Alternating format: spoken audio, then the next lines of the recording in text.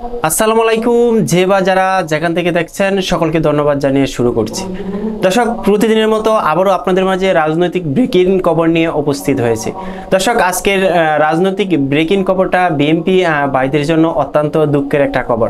দর্শক, আমরা সকলেই জানি 17ই সেপ্টেম্বর মঙ্গলবার দিনের বেলায় সেনাবাহিনীর হাতে ম্যাজিস্ট্রেসি ক্ষমতা দেয় অন্তর্বর্তীকালীন সরকার, আর রাতের বেলায় বিএনপির ইউনিয়ন ছাত্রদল নেতার কপাল পড়ল।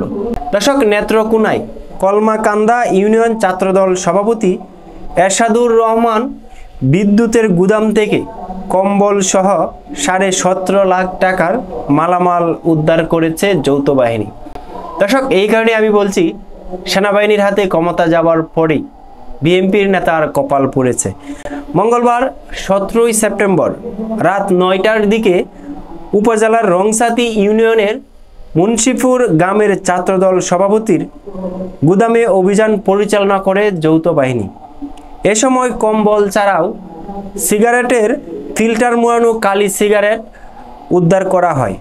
এরশাদুর রহমান বিদ্যুৎ উপজেলার রংসাতি ইউনিয়ন ছাত্রদল সভাপতি।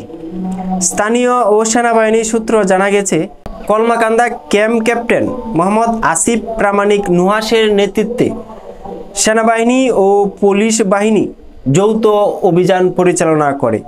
অভিযানে উপজেলার রংসাতি ইউনিয়ন ছাত্রদল সভাপতি মোহাম্মদ এরশাদুর রহমান বিদ্যুতের মুন্সিগঞ্জ গ্রামের গুদাম থেকে 331 পিস কম্বল ও 1,40,000 পিস সিগারেটের ফিল্টার জব্দ করা হয়।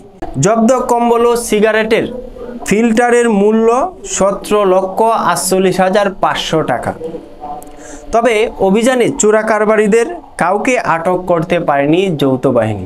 দর্শক, 17ই সেপ্টেম্বর দিনের বেলায় সেনাবাহিনীকে ক্ষমতা দিয়েছে অন্তর্বর্তীকালীন সরকার, আর রাতের বেলায় বিএনপির ছাত্রদল নেতার গুদামে তল্লাশি চালিয়ে অবৈধ মালামাল পেয়েছে সেনাবাহিনী এবং পুলিশ বাহিনী। দর্শক, এই কারণে আমি আবারও বলছি, সেনাবাহিনীর হাতে ক্ষমতা যাওয়ার পর আরও অনেক কিছু আমরা দেখতে পাচ্ছি কিংবা আরও পাব। দর্শক, সকলের সুস্বাস্থ্য কামনা করছি। যে বা যারা অন্যায় কাজে লিপ্ত, দল বল নির্বিশেষে আওয়ামী লীগ, বিএনপি, জামাত, হেফাজত এগুলো বুঝি না, যেই দলের লোকেই আপনারা অন্যায় অত্যাচার করেন, সাধারণ মানুষকে নিরাপত্তা না দেন, সাধারণ মানুষের জালমাল ক্ষতি করেন, তাদের কিন্তু আর রেহাই হচ্ছে না। তবে দর্শক, অন্তর্বর্তী সরকারকে এই ডিসিশনটা নেওয়ার জন্য আমি তাদেরকে ধন্যবাদ জানাচ্ছি। সময় উপযোগী গুড একটা ডিসিশন নিয়েছে অন্তর্বর্তীকালীন সরকার। অ্যাকচুয়ালি পুলিশ বাহিনী যখন দেশটাকে এরকম লুটপাটে ব্যস্ত ছিল, এখন অন্তর্বর্তীকালীন সরকার আমাদের দেশটা পরিচালনা করছে।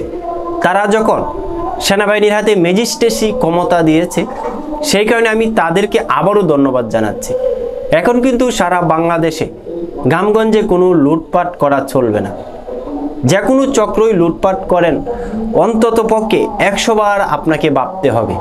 যে কোনো সময় আপনার হাতে সেনাবাহিনী হ্যান্ডকাপ লাগিয়ে দিতে পারে। আপনি পুলিশ সদস্য পেয়েছেন না যে নীরবে একা পেয়ে টর্চার করবেন, এটারই ভাই সেনাবাহিনী। তাদের সাথে বেটাগিরি কারো চলবে না, জীবনে চলেনি আর চলবেও না।